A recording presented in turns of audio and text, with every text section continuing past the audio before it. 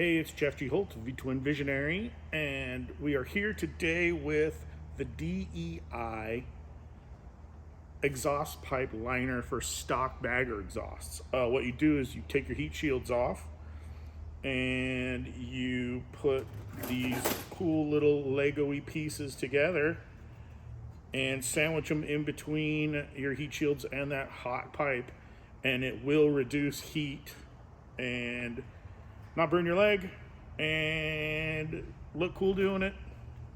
It's pretty cool stuff. DEI is having a lot of parts, tech parts now that do really cool things. They have a liner or kit for your gas tank too, to keep the motor heat off the bottom of your gas tank if your motor's running hot.